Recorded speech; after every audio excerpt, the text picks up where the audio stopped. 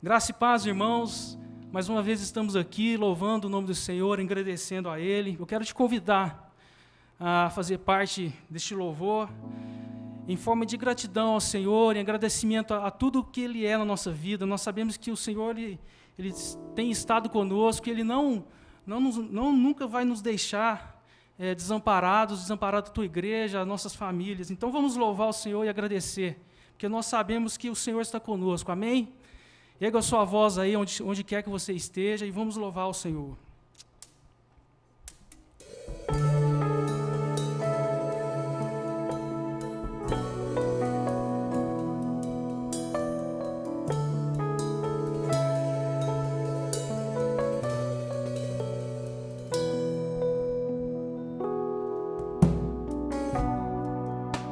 Sei que os teus olhos, sempre atentos, permanecem em mim.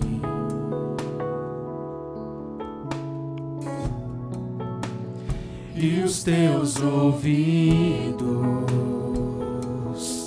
estão sensíveis para ouvir meu clamor. Posso até chorar, mas a alegria vem de manhã. És Deus de perto, também de longe. Nunca mudaste, tu és fiel, tu és fiel.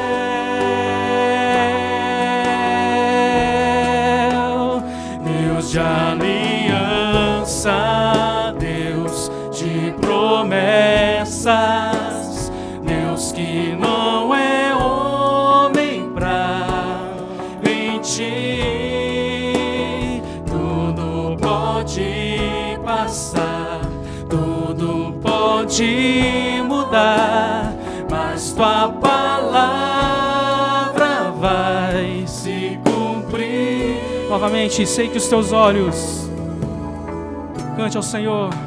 Sei que os teus olhos, Eles estão atentos, sempre atentos, permanecem em mim.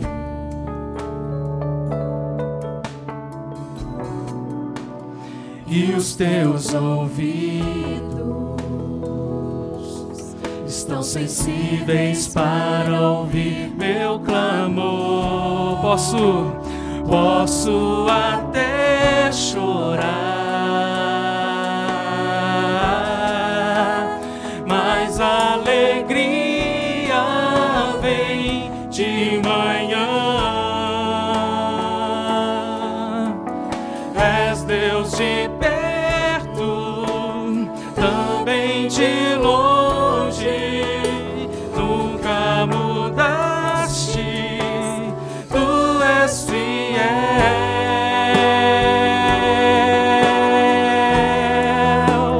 Deus de aliança, Deus de promessas, Deus que não é homem pra mentir. Tudo pode passar, tudo pode mudar, mas tua palavra vai se cumprir. Posso enfrentar o que for, eu sei quem luta por mim. Meus planos não podem ser frustrados. Minha esperança está nas mãos do grande eu sou. Meus olhos vão ver o impossível acontecer.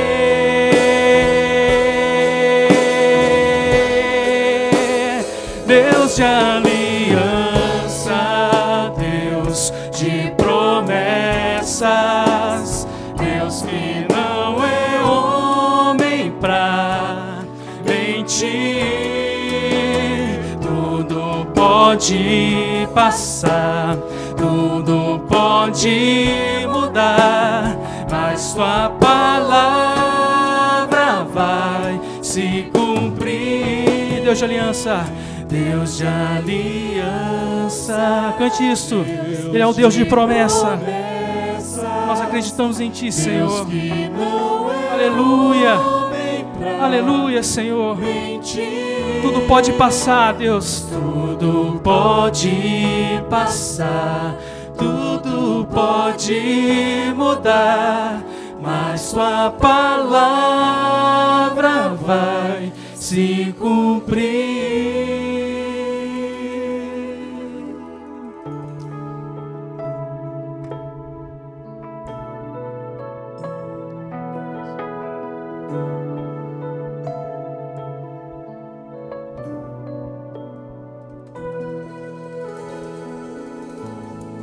Aleluia, nós sabemos que a palavra do Senhor, ela há de se cumprir em nossas vidas.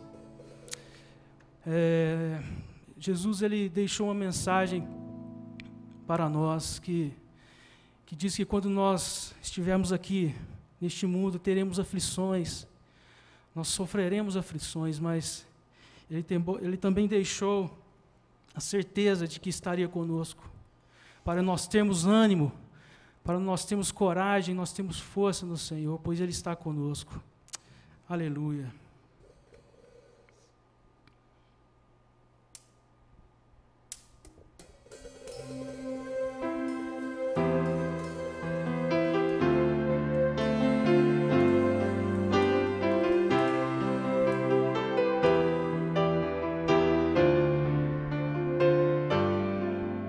Tantas lutas, tantas dores no deserto, pareço estar, mas te entrego os meus temores. Sei que em Ti, Senhor, posso confiar. Quero trazer à memória aquilo que me dá esperança. Quero trazer à memória aquilo que me dá esperança. Como é bom, como é bom poder pertencer ao Deus de amor. Como é bom poder confiar em tua fidelidade. Eu descanso em Ti, eu espero em Ti, eu te adoro, Deus de amor.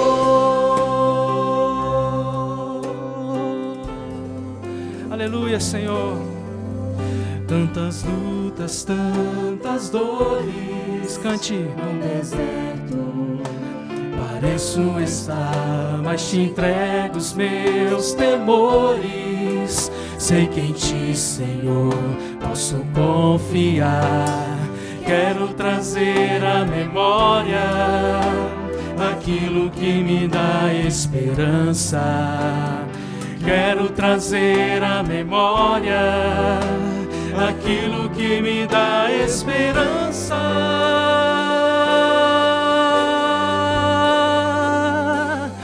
Como é bom poder pertencer ao Deus de amor. Como é bom, Senhor. Como é bom poder confiar em tua fidelidade. Eu descanso em Ti, descanse no Senhor. Eu espero em Ti, eu te adoro, Deus de amor. Eu descanso em Ti, eu descanso em Ti, eu espero em Ti, eu te adoro, Deus de amor. Em Ti eu posso me alegrar, com ousadia declarar o Deus a quem eu sirvo. nunca falhou e não falhará. Não falhará.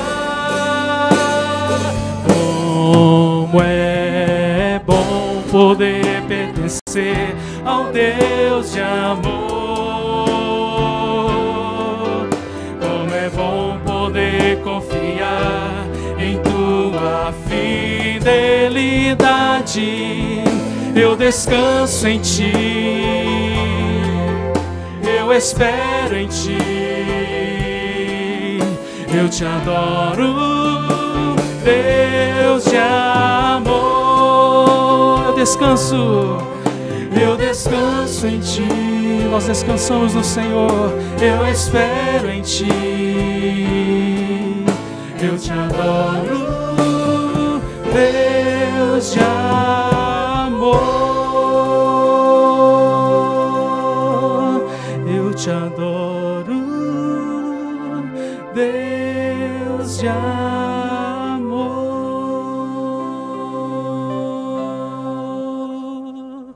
Nós adoramos o teu nome, Senhor. Nós podemos ter essa certeza no nosso coração, Pai, de que o Senhor está conosco, por isso nós descansamos em Ti, Pai. Nós estamos debaixo das Tuas asas, Senhor. Nós estamos aqui, Senhor, com o nosso coração coberto de alegria, Pai, pela certeza de estar no Senhor, pela certeza de ter o Senhor conosco, Pai. Quantas pessoas não têm esse privilégio? Quantas pessoas estão inseguras? Quantas pessoas estão sofrendo neste momento, Pai? Nós oramos para que o Senhor venha fazer parte da vida dessas pessoas também, Senhor. Que elas possam, Deus, abrir o coração para o Senhor, Deus, entregar a sua vida ao Senhor, Pai. Para que possam ter a sua vida renovada, Deus, o seu espírito renovado, Deus, em nome de Jesus. Amém, amém.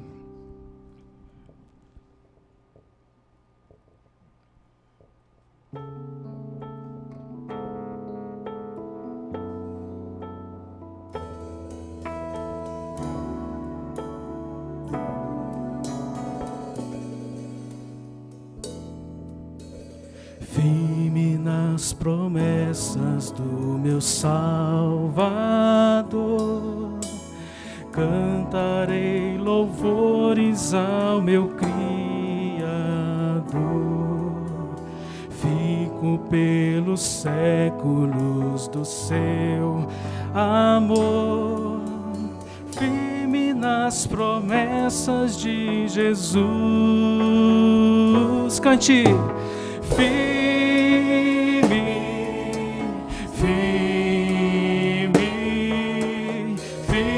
nas promessas de Jesus, meu mestre.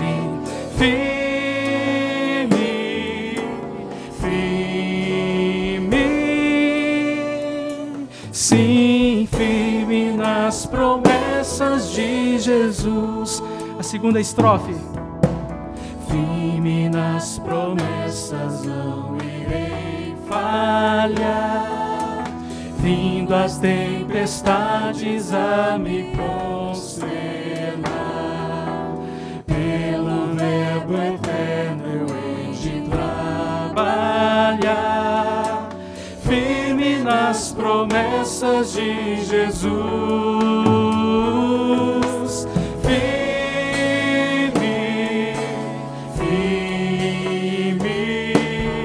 Firme nas promessas de Jesus, meu mestre.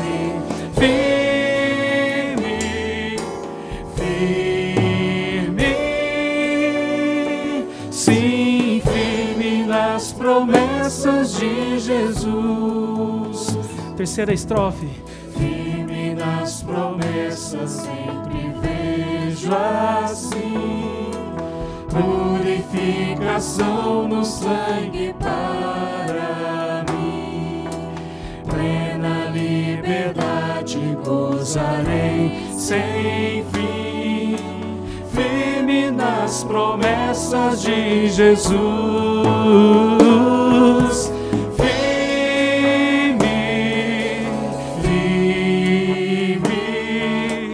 Firme nas promessas de Jesus, meu mestre, firme, firme,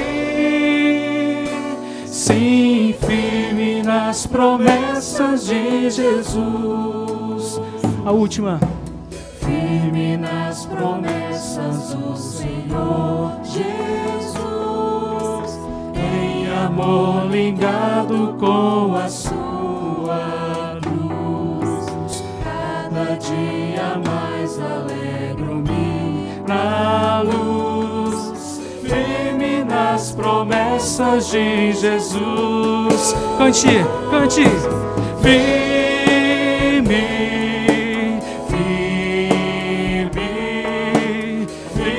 nas promessas de Jesus, meu mestre, firme, firme, sim, firme nas promessas de Jesus. Mais uma vez, firme, firme, firme, firme nas promessas de Jesus, meu mestre, firme, firme, sim, firme nas promessas de Jesus. que você possa estar firme mesmo nas promessas do Senhor. Aleluia, o Senhor não mudou. Este mundo pode mudar, nós podemos mudar, mas o Senhor não muda. Ele mesmo ontem, hoje e eternamente, que Ele possa estar na sua vida, que Ele possa te alcançar neste momento e te dar a certeza de que com o Senhor nós podemos confiar, com o Senhor nós podemos ter essa esperança, em nome de Jesus. Amém. Meus irmãos, graça e paz, nós nos alegramos por estarmos louvando e engrandecendo ao nosso Deus, exaltando ao Senhor nesse tempo, ainda que estejamos distantes, ainda que não possamos nos reunir fisicamente, mas nós estamos reunidos no Espírito do Senhor. O seu Santo Espírito tem abençoado as nossas vidas. E nós queremos fazer desse momento um momento de dedicação dos nossos dízimos e ofertas. Alguns irmãos têm nos procurado, têm ligado, têm buscado informações. As informações da conta da nossa igreja está sendo transmitida agora na sua tela. Esses dados são importantes para que você faça o seu depósito, o depósito do seu dízimo ou da sua oferta, assim como desejar. Alguns irmãos também têm buscado trazer aqui ao escritório da igreja. Então, se você deseja fazer assim também, pode trazer ao longo da semana, em horário comercial. A irmã Conceição está aqui presente e ela pode receber a sua oferta e o seu dízimo e destiná-la à tesouraria da igreja. Eu gostaria de ler o texto que está em 2 Coríntios, capítulo 9, versos 7 e 8, que diz: cada um dê conforme determinou em seu coração, não com pesar ou por obrigação, pois Deus ama a quem dá com alegria. E Deus é poderoso para fazer que toda a graça lhe seja acrescentada, para que em todas as coisas, em todo tempo, tendo tudo o que é necessário, vocês transbordem em toda boa obra. São palavras do apóstolo Paulo quanto às ofertas que ele recebia das igrejas, daqueles que dedicavam ao ministério de Paulo. Assim também é nos nossos dias. Nós que amamos ao Senhor, que servimos a casa do Senhor, nós dedicamos os nossos dízimos e ofertas para a manutenção da obra do Senhor. Então cumpra esse propósito e abençoe assim a casa do Senhor, a obra do Senhor neste lugar. Então faça a sua dedicação conforme Deus tem colocado em seu coração, assim como diz essa palavra de Paulo. Conforme Deus tem colocado em nosso coração, nós dedicamos ao Senhor com alegria. Que Deus te abençoe e traga toda a provisão à sua casa, como Ele tem feito até aqui, certamente tem feito. Que Deus nos abençoe nesse propósito.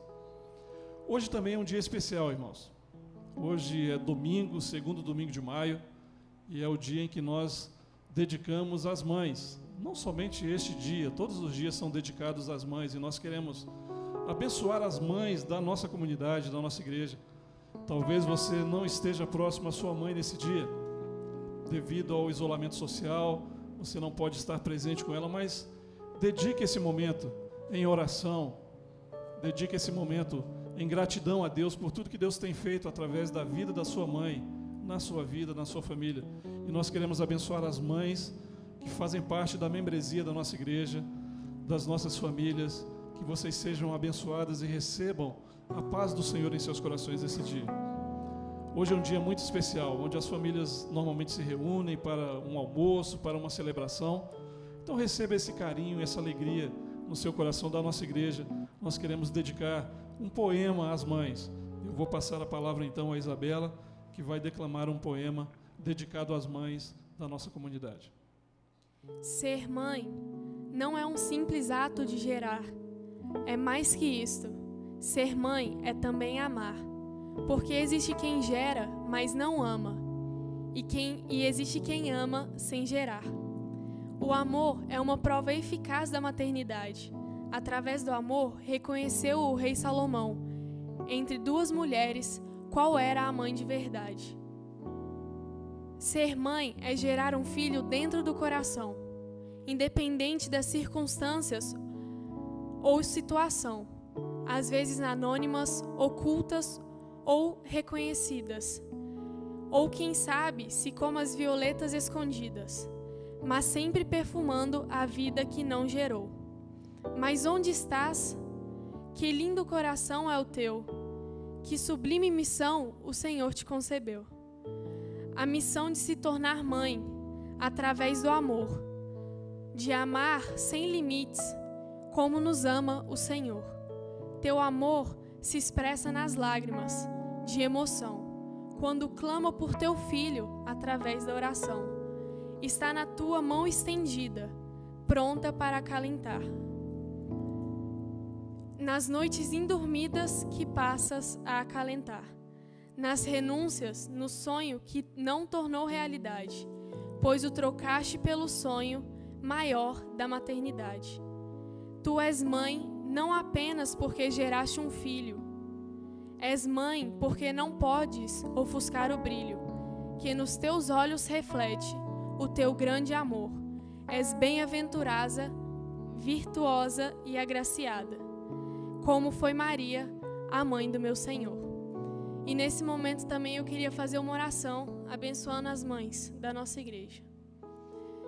Deus, muito obrigado por esse dia, muito obrigado porque o Senhor tem levado a tua bênção a cada casa. E eu peço que nesse dia o Senhor esteja levando a tua bênção a cada mãe, que elas sintam-se amadas nesse dia, abençoadas. Leva a tua paz, Deus, e dê a tua sabedoria para que elas possam criar os seus filhos nos teus caminhos, Pai. Em nome de Jesus, é o que eu te peço e te agradeço. Amém. Olá a todos. Espero que estejam bem, que estão a viver esses dias da melhor maneira possível. Eu sou Maria Mihailovic, sou violinista da Orquestra de Câmara de Cascais de Oeiras. Sou sérvia, morei uns bons anos no Brasil e agora moro em Portugal. E nessa trajetória toda, eu encontrei muitas mulheres e mães fortes, guerreiras, engraçadas, otimistas e amigas. E continuo a encontrá-las.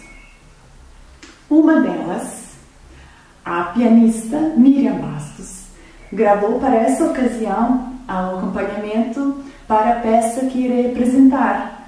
A peça é Valsa da Esquina, do compositor brasileiro Francisco Mignoni.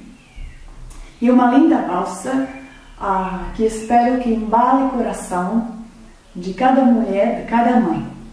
Mas em especial dedico essa música à minha mãe e à mãe da Miriam Bastos. Espero que gostem.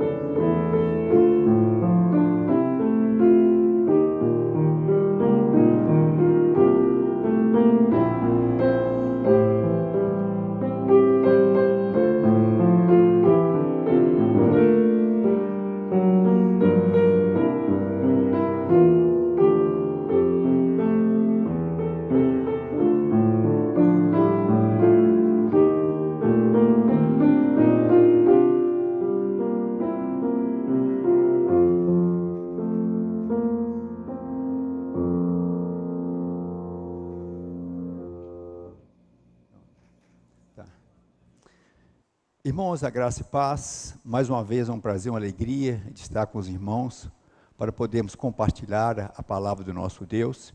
Eu sei que muitos irmãos estão com muita saudade da nossa escola dominical, e nessa manhã nós vamos compartilhar a palavra do nosso Deus em forma de estudo. O nosso assunto nessa manhã será sobre a esperança, e o tema será: Deus usa o passado para produzir esperança. O nosso texto básico está lá no livro de Lamentações de Jeremias, no capítulo 3, do versículo 21 ao 24. Quero trazer à memória o que me pode dar esperança. As misericórdias do Senhor são a causa de não sermos consumidos, porque as suas misericórdias não têm fim. Elas renovam-se a cada manhã. Grande é a tua fidelidade. A minha porção é o Senhor, diz a minha alma, portanto, esperarei nele.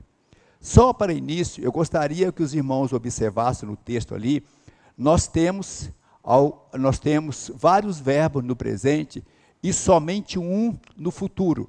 Nós vamos precisar disso um pouquinho mais à frente. Lamentações, meus irmãos, expressa o sofrimento e a demonstração de dor e angústia. É um estilo literário do Antigo Testamento. Nós vamos encontrar ele presente no livro de Jeremias e no livro de Jó, mas apenas com uma pequena diferença. Jó sabia a causa do seu sofrimento. Jeremias sabia a causa e o porquê. Porém, o sentimento era comum entre ambos. Todos os dois homens tinham o mesmo sentimento diante do sofrimento que eles passaram. Deus nos abandonou. Deus se tornou o nosso inimigo. O livro de Jó, ele demonstra que ele passou por uma série de crises. Perdeu os bens, perdeu os filhos, perdeu a saúde e ainda teve uma crise no casamento. E Jó recebe a visita de 4 amigos que vêm com o intuito de consolar. Porém, os amigos, em vez de consolar, trouxeram mais um sentimento de culpa a Jó. Jó, tudo isso que você está passando é porque você não tem uma comunhão com Deus. Jó, Deus te abandonou.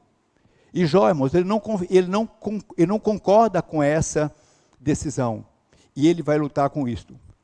O nosso personagem agora é Jeremias. Vamos tratar um pouquinho sobre a história. O Império de Israel foi dividido em 2 reinos. O reino do norte, cuja capital é Samaria, e o reino do sul, cuja capital é Jerusalém. Logo que houve a divisão dos reinos, o reino do norte já se tornou uma nação idólatra, adorando o bezerro. Porém, em Jerusalém foi estabelecido o templo e o culto ao Senhor continuou. Mas ao longo do tempo, o reino do norte se tornou uma nação idólatra e Deus foi advertindo a nação através dos seus profetas para que se arrependesse, para que o juízo não viesse. Entretanto, a nação não se arrependeu, então Deus enviou o império assírio, que destruiu a cidade de Samaria e levou cativo os israelitas para o cativeiro. Entretanto, o reino de Judá permanecerá por mais 130 anos. Entretanto, a nação também segue o mesmo caminho do reino do norte, se envolvendo com a idolatria. É nesse final do reino do sul que Jeremias ele começa a profetizar.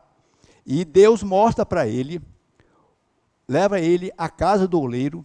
Ele chega na casa do oleiro, ele vê o oleiro trabalhando com o vaso. E o vaso quebra na mão do oleiro.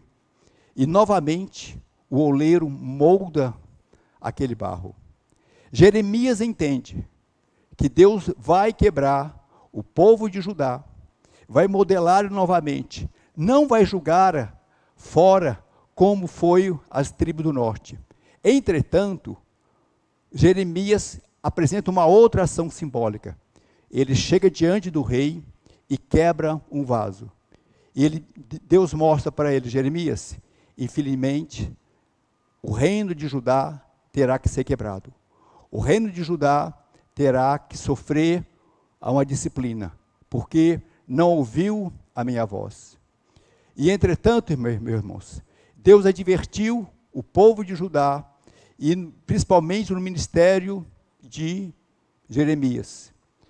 E como a nação não se arrependeu, o povo continuou se envolvendo com o culto a Baal, e o povo tinha um pensamento: não, o templo nos protegerá.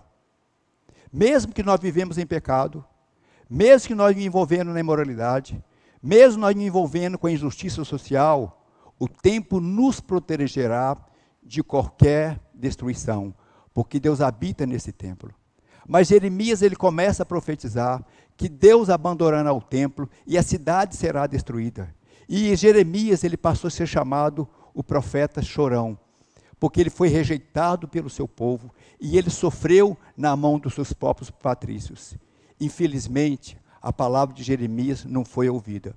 Deus levantou o Império Babilônio e no ano de 586, a cidade de Jerusalém, ela foi invadida pelo exército de Nabucodonosor e os judeus foram levados para o exílio da Babilônia. Foi um tempo muito difícil para o povo, e não somente para o povo e para o profeta. Jeremias, irmãos, ele viu a cidade sendo destruída. O profeta que profetizou que a cidade do seu povo seria destruído, a profecia que ele profetizou, isso se cumpriu nos seus dias. Foi para ele um motivo de muita tristeza. Então, e para expressar essa tristeza, ele escreve o livro de Lamentações. Nesse livro, nas Lamentações, ele vai mostrar que o exército de Nabucodonosor cercou a cidade durante 1 ano e 8 meses. Foi um período de total isolamento. Comida não entrava e ninguém saía. Infelizmente, né, irmãos, hoje nós estamos passando por uma crise, por uma pandemia, e muitas pessoas estão assim murmurando, queixando, porque têm ficado dentro de casa. Mas aquele isolamento que o povo de Judá passou foi muito mais terrível. O povo não tinha televisão, não tinha internet, não tinha como se divertir, e pelo contrário, à medida que os meses passavam, as coisas ficavam mais terríveis. A fome foi tão terrível que as mulheres comeram os seus próprios filhos que abortavam. Foi algo terrível que Jeremias presenciou. E além disso, houve peste, houve fome e morte pela espada. E Jeremias, ele teve que registrar todos esses fatos. E Jeremias, mas ele presenciou tudo isso e sofre com o povo, porque ele ficou na cidade. E agora ele vai expressar esse sentimento com um lamento. E esse lamento, ele tinha algo no coração. Deus se tornou o nosso inimigo. Ele nos abandonou. E nos primeiros capítulos do livro de Jeremias, ele retrata essa figura como uma viúva, como Uzais solitária cidade, outrora populosa, tornou-se como viúva, o que foi grande entre as nações, princesa entre as províncias, ficou sujeita a trabalhos forçados. Então ele faz uma analogia como uma mulher que foi desamparada e que foi abandonada. E ele expressa também que Deus abandonou o templo, por isso que os exércitos de Nabucodonosor entraram no templo. E isso mostra, irmãos, que as experiências de perda de algo, de alguém ou algo, afetam as nossas emoções. E nós chegamos à conclusão errada, assim como Jeremias chegou. Será que mesmo que o Senhor nos abandonou por causa de uma perda, por causa do sofrimento? e nós vamos em busca de soluções. Nem sempre a solução é encontrada instantaneamente. Isso afeta profundamente a nossa mente, e o que acaba afetando a nossa mente, acaba afetando as nossas emoções. Então, para isso, irmãos, e o isolamento trouxe uma outra crise, a perda da esperança. Será que ainda a cidade completamente isolada, destruída, será que um dia essa cidade será reconstruída? Assim também, meus irmãos, nós estamos passando por um momento de crise no nosso país. Mas temos esperança que Deus, a um Deus que zela por nós, as nossas estruturas, em todos os sentidos, serão reestruturados, porque é um Deus que zela por nós. Entretanto, durante esse período, nós temos duas alternativas. A murmuração, irmãos, é culpar algo ou alguém pela minha aflição. E a lamentação é expressar a minha dor a alguém pela minha aflição. Muitas vezes, as pessoas, em vez de lamentar, comentar a sua dor, nós sempre vamos em busca de achar um culpado. E nessa busca de achar um culpado, muitas vezes nós nos vitimamos, achamos que somos vítimas, e muitas vezes jogamos essa culpa até acima do próprio Deus. Mas a Escritura mostra, irmãos, que Deus não desampara o aflito. E como diz o salmista, clamou este aflito, e o Senhor o ouviu, e livrou de todas as suas tribulações. O anjo do Senhor acampa ao redor do que os temem e os livra. E, irmãos, então havia um profundo clamor, um profundo sentimento na alma de Jeremias. Lá no profundo do ser dele, ele dizia: eu quero trazer à memória aquilo que me pode dar esperança. E ele pergunta dentro de si. E nós hoje podemos perguntar: o que pode me dar esperança diante da crise e diante do caos? Então vamos entender um pouquinho como que a nossa mente funciona. A nossa estrutura psíquica, a nossa mente, o ser humano é formado, como exemplo ali, do grande bloco de gelo, o iceberg. Tem coisa que é visível e tem coisas muito mais profundas, o que não é visível. Então os nossos pensamentos, os nossos raciocínios, isso são coisas que o nosso psique funciona conscientemente. Mas existe algo ainda, o nosso inconsciente, onde está a nossa memória, as lembranças, os medos e os traumas. E muitas vezes nós nem sabemos que esses conteúdos estão aí. Mas nós, de uma forma inconsciente, jogamos esses pensamentos, esses sentimentos, lá no profundo do nosso inconsciente. Assim também, irmãos, Jeremias, apesar dele ser um grande profeta, usado por Deus, ele acaba também tirando algumas conclusões erradas. Vamos observar. Ele tinha fatos bons no seu subconsciente e fatos ruins. Então ele está nessa crise. Ele está alimentando a vida dele somente com os fatos ruins. Não podemos negar, irmãos, a crise que esse homem passou. Vamos entendê-lo. Ele está vendo o evento, a grande cidade gloriosa, a grande cidade onde a glória de Deus se manifestou, o templo do Deus invisível, agora está sendo destruída. E ele questiona, como pode isso acontecer? E inconscientemente, ele tira uma conclusão: o Senhor nos abandonou.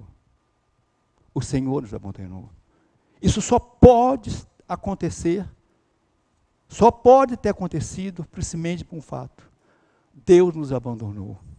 E ele chora como uma mulher desamparada. Eu perdi o apoio do meu esposo. E ele chora porque ele tem esse sentimento, ele quer expressar o sentimento do povo. Mas, irmãos, na mente de Jeremias, no seu ser consciente, ele pergunta, mas isso não é verdade. Isso não é verdade. Eu conheço esse Deus. Eu conheço Deus, isso não é verdade. Ele fica em um conflito. Como solucionar esse problema? E ele começa a expressar, quero trazer à memória o que me pode trazer esperança. Durante esse conflito, irmãos, essa é a oração de Jeremias.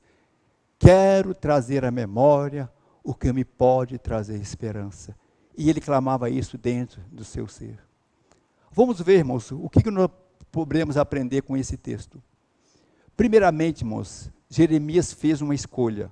O texto diz, eu quero trazer à memória.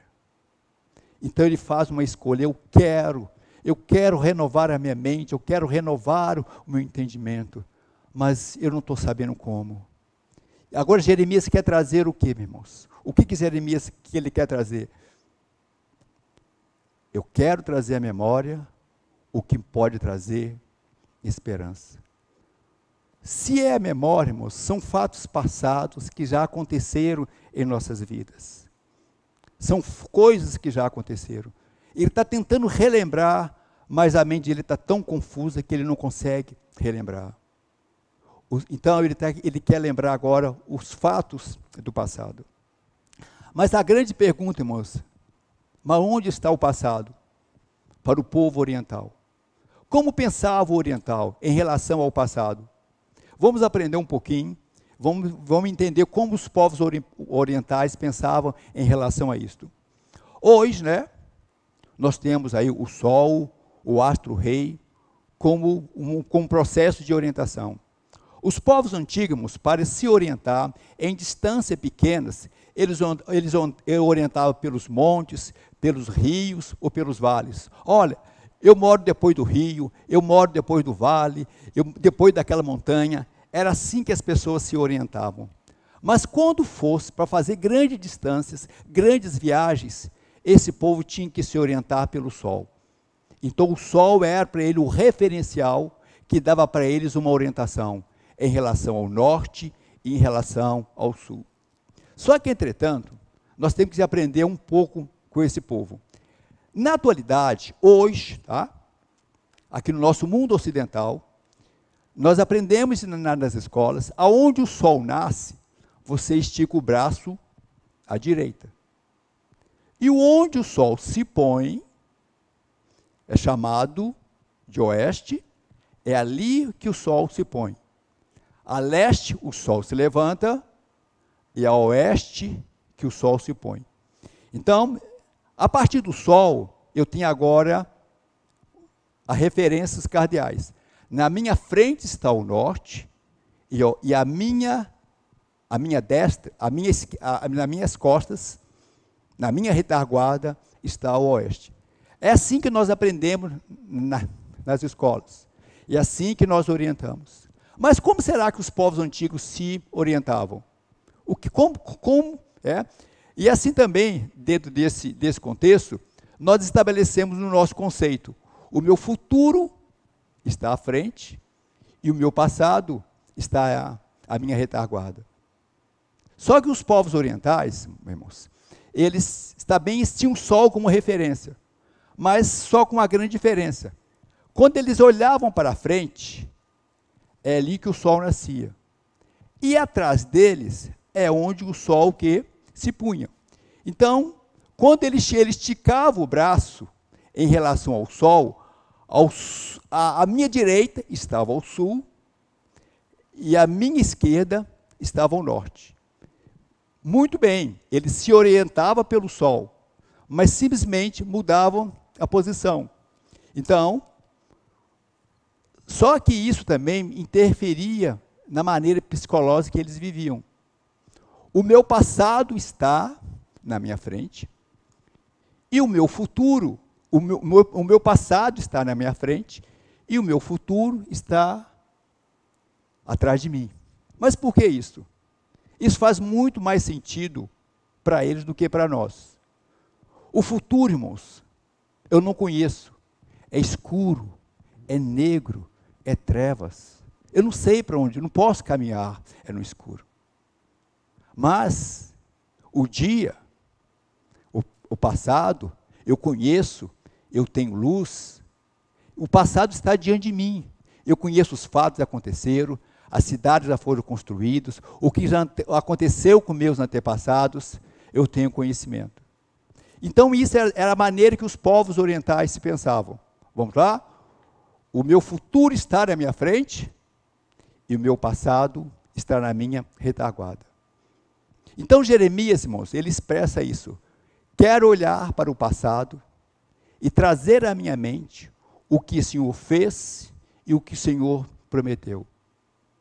E então ele começa a fazer essa experiência, renovando a sua mente. E aí Jeremias, irmãos, ele começa a observar, mesmo diante da cidade, Jerusalém completamente destruída, mesmo ainda a cidade ainda com algumas fagulhas de fogo, ele começou a observar algo. O sol ainda nascia. O sol brilhava novamente. Diante daquela escuridão da noite que ele passou, ele começou a entender.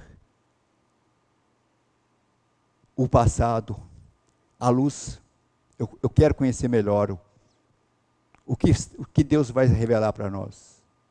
E ele entende. Porque as misericórdias do Senhor não têm fim. Se renovam a cada manhã. Jeremias, irmãos, ele tem um entendimento na mente dele. Assim como o sol se levantava a cada manhã, assim também ele quer expressar para nós. Assim a misericórdia do nosso Deus se renova a cada manhã.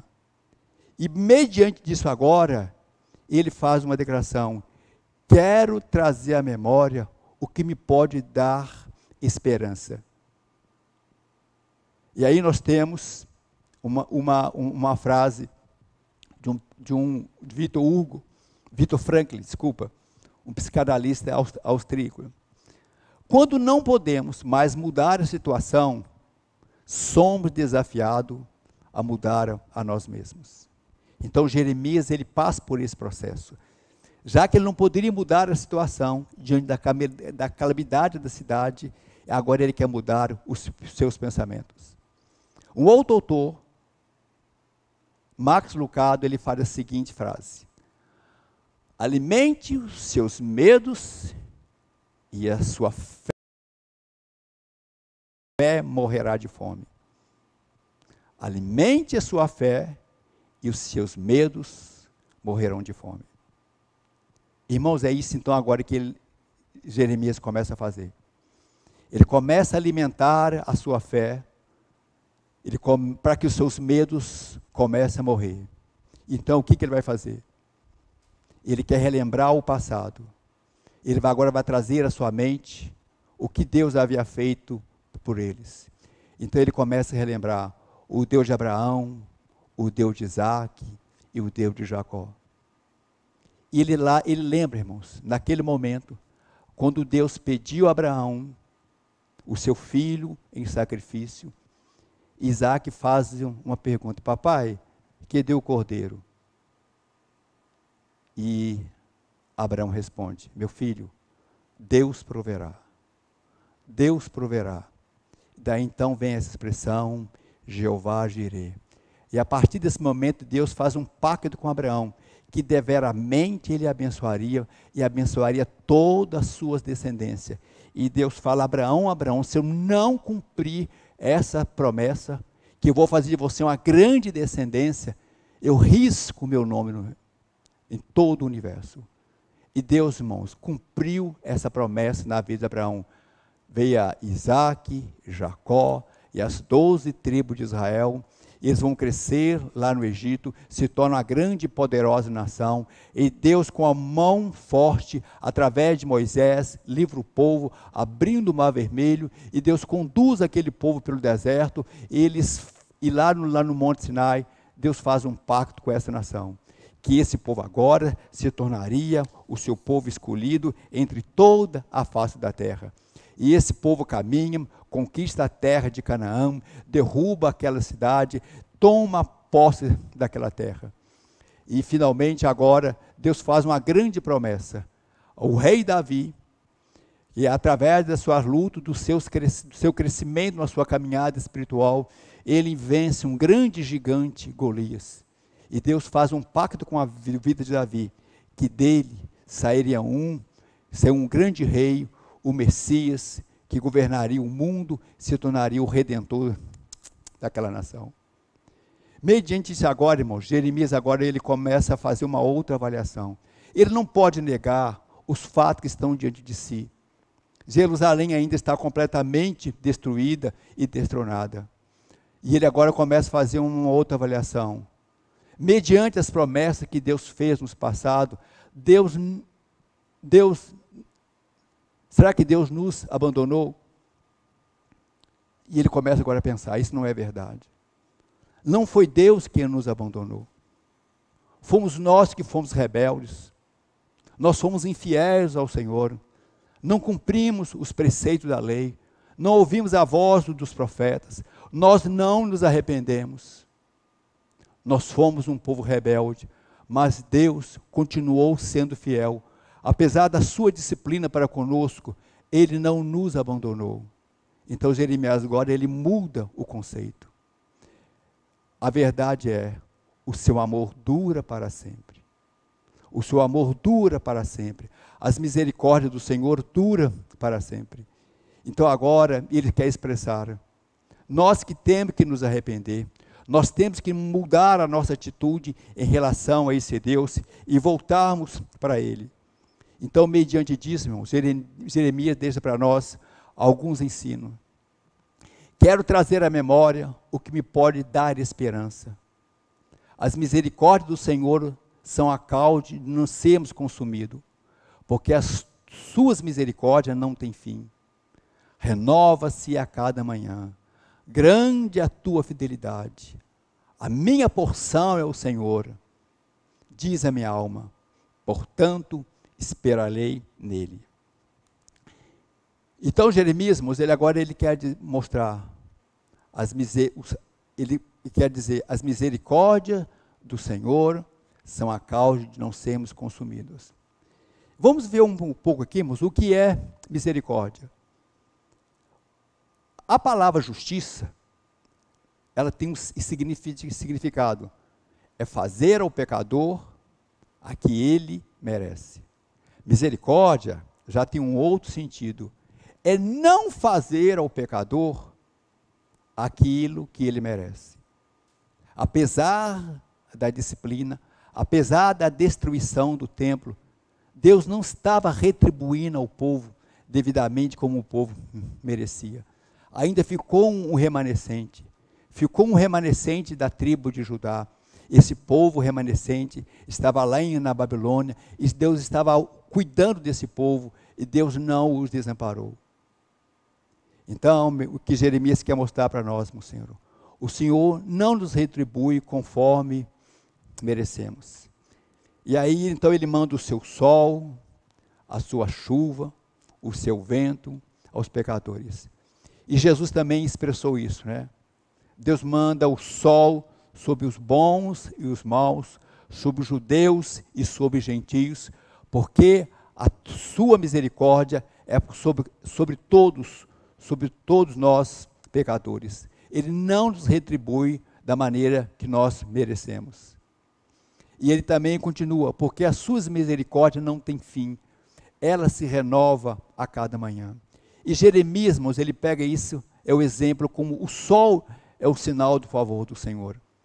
Nós não pagamos pelo sol, nós não pagamos pela chuva, nós não pagamos pelo vento, e Deus nos manda isso graciosamente, e Jesus expressa-os também sobre isso. E aí Jeremias agora chega uma outra grande conclusão. Grande é a tua fidelidade. É assim como o sol, irmãos, toda manhã, não importa a maneira que você está sentindo, não importa o seu sentimento, não importa a nossa atitude diante do Senhor, o sol continua se levantando. Assim também Jeremias quer mostrar, assim como Deus é fiel em levantar o sol toda manhã, Assim também Deus é fiel para cumprir as suas promessas, ainda que nós sejamos infiéis. Deus vai cumprir as suas promessas. E Jeremias agora, ele crê nisto. E mediante nisso, irmãos, Jeremias agora, ele declara: a minha porção é o Senhor. Diz a minha alma. Portanto, ele chega a uma conclusão ali. O portanto, que é uma ideia de conclusão. Esperarei, terei esperança nele. Observe que alguns verbos estão todos no presente.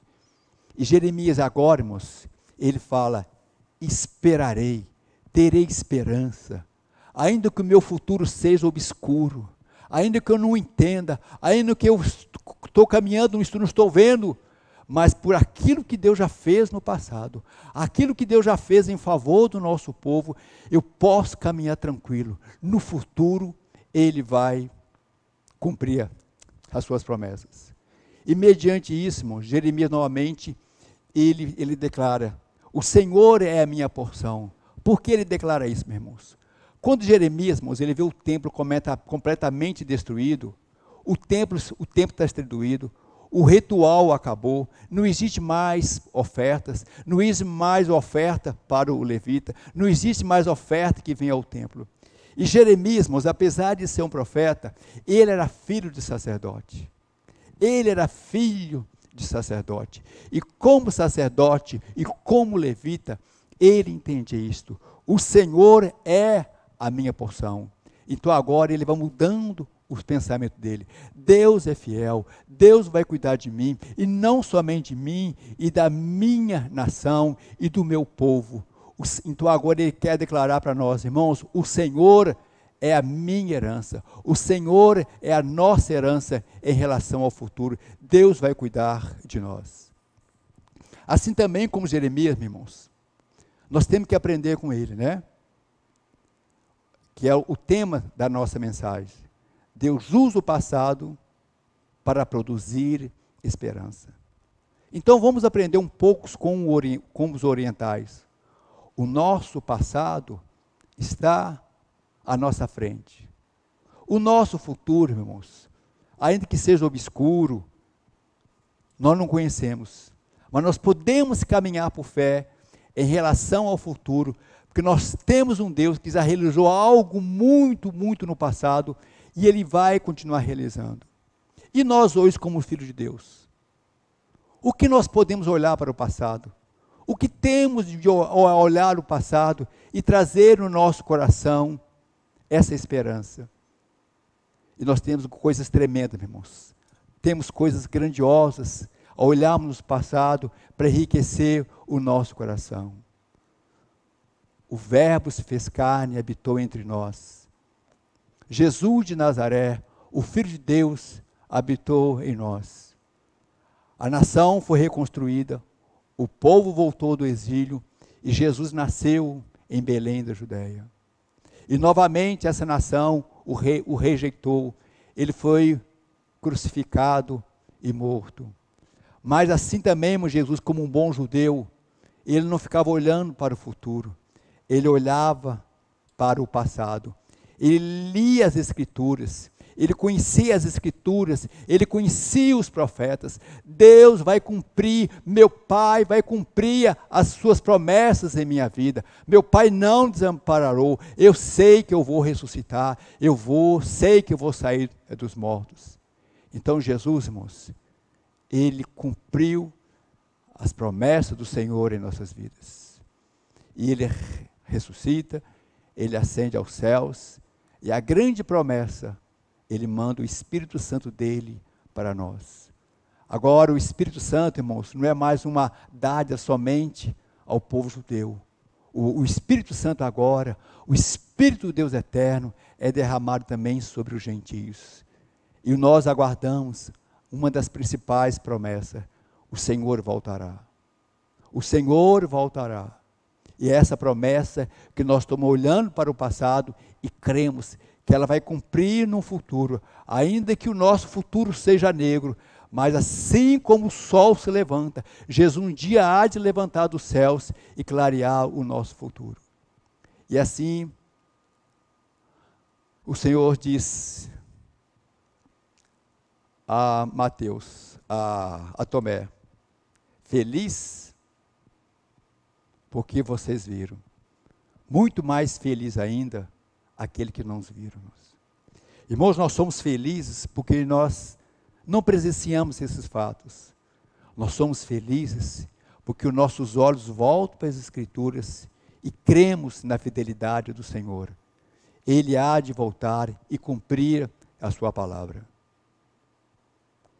Terminando, irmãos, eu quero trazer um grande exemplo de como o olhar do futuro modifica as nossas vidas.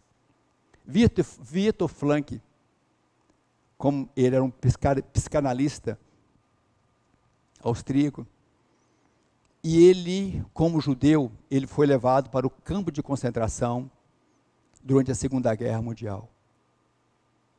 E ele, como psicanalista, ele começou a ver o comportamento de algumas pessoas.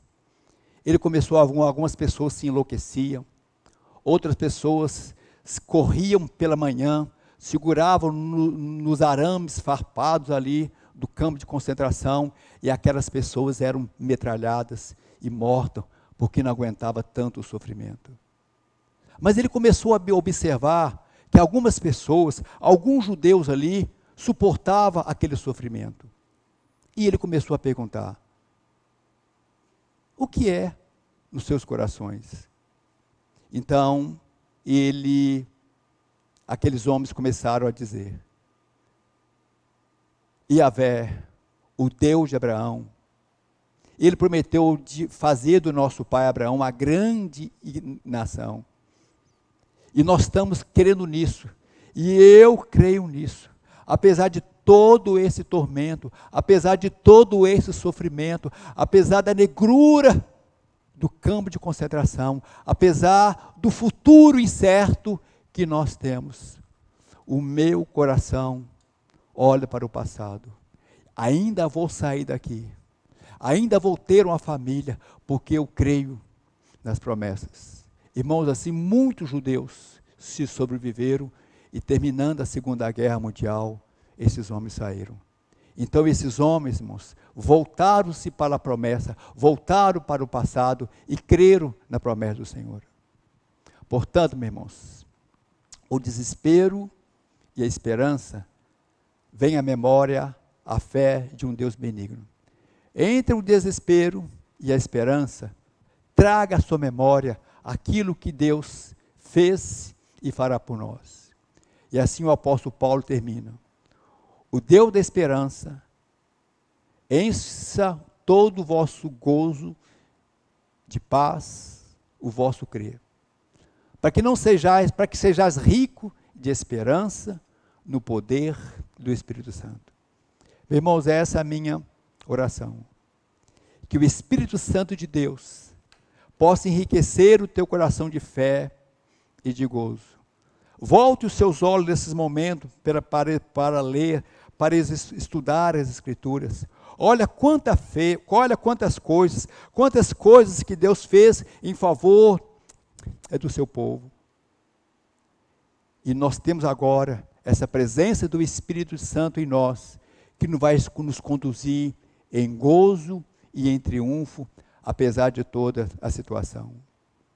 E aí você, meu amigo e meu irmão, você acha que você pecou, você transgrediu os princípios, as leis, você transgrediu a sua consciência, resistindo ao Espírito, e você pode dizer: não, a minha esperança acabou, Deus me rejeitou, Deus me abandonou, eu não tenho mais esperança. Mas nessa manhã eu quero deixar você uma palavra, voltando os meus olhos ao passado. O profeta Malaquias diz o seguinte: quem, ó Deus, é semelhante a ti, que perdoa a iniquidade e que esquece da transgressão do restante da tua herança. O Senhor não retém a sua ira para sempre, porque tem prazer na misericórdia. Deus tem prazer que nós nos reconciliamos com Ele. Ele tem prazer que nós recebamos o seu perdão. E, sobretudo, que nós nos arrependamos dos nossos pecados e reconciliamos com Ele, e a paz e o gozo do Espírito Santo dele possa permear a nossa caminhada até que o Senhor venha. Irmãos, que o Senhor vos abençoe no restante da sua semana, que você tenha uma semana de gozo e de alegria diante do Senhor. Que